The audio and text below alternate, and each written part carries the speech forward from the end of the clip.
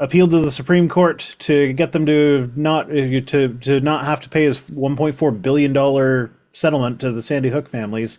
And the Supreme Court was like, nah, we don't need to hear that. They left it alone. Which, honestly, that is the best outcome, because if they had heard it, they probably would have sided with him for some ridiculous reason. Because it's the Supreme Court, and in a 6-3 decision startling the nation. Yeah. So it's good that they turned him down, because that means he still owes $1.4 billion, and there's nothing else he can do about it. Yay! Where's the tiny violin for him? That's the tiny violin for Herr Jones! It is up my asshole. I don't want to crawl up there to get it. Can we not? Well, we don't have to, but you can hear it play when I fart. Can I just choose not to? You can hear it play for him when I fart. You're not going to be able to hear the violin play when you fart. That's a saxophone.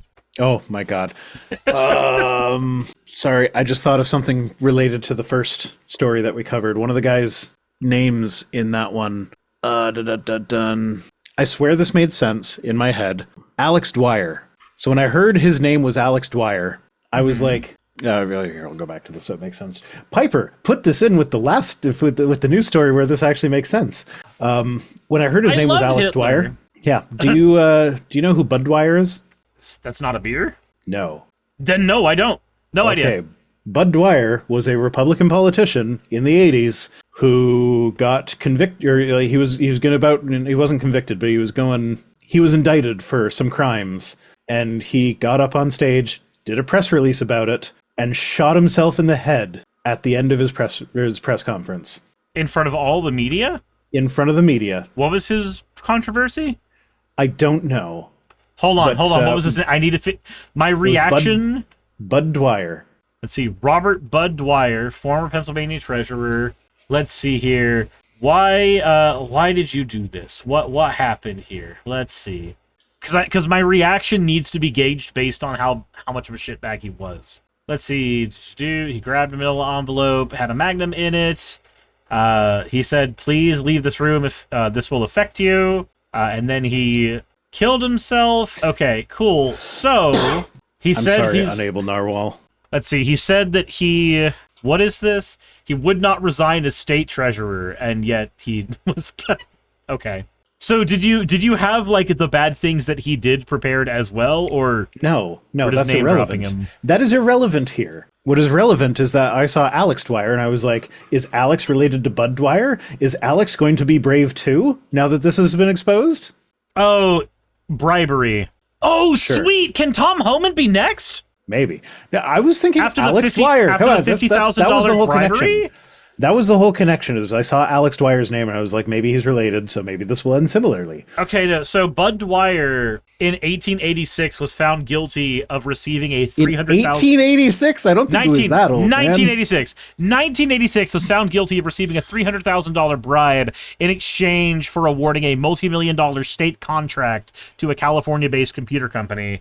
He maintained his innocence throughout his entire trial. And then, after being afraid of losing his state pension, which was estimated to be over $1 million at that point, he decided to kill himself. That motive was suggested in the letter to his wife. Yeah. Anyway, do you want to know how I got here from what we were talking about? I know how he got there. Roughly a 40 round. Yeah, no, but this is related to playing instruments with your butt. How?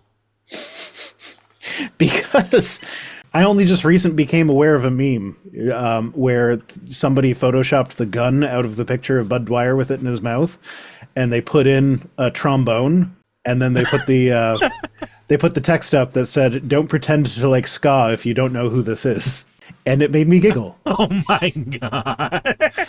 And so when you talked about playing trombone with an orifice that it's not supposed to be played with, I'm like, oh, that reminds me of a meme I saw.